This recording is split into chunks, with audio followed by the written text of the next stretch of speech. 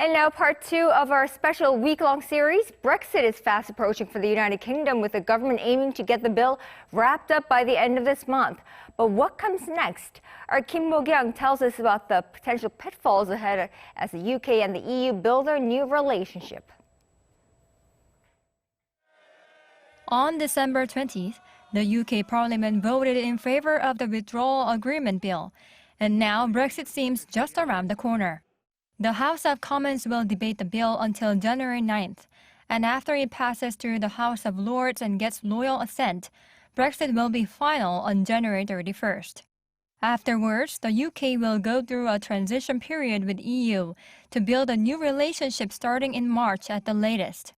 The deadline for those negotiations is set for December 31st, but that deadline can be extended if the two parties decide on an extension before the end of June. Thus, there could be three possible scenarios by the end of the year: a deal between the UK and EU, an extension to the transition period, or a no-deal Brexit. Although UK Prime Minister Boris Johnson is firmly insisting that he won't prolong the transition period, one expert says it will be very challenging to meet the tight timetable. Negotiations between UK and EU to forge a new economic and non-economic relationship will start in late February at the earliest. Since the ratification process will take at least 2 months, the UK has less than 10 months.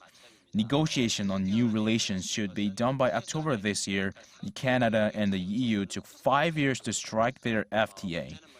Even if the deal on good trade, in which the UK has a deficit, is struck in time, the deal on services, which is much more important to the UK, is not an easy issue to work on. So it will take at least 4 to 5 years.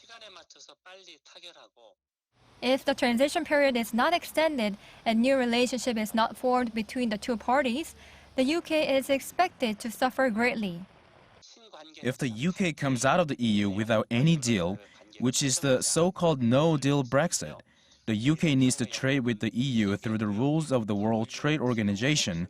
Then, when Nissan or Toyota in the UK tries to export cars to the EU, they would have to pay 12.5% tax, unlike right now.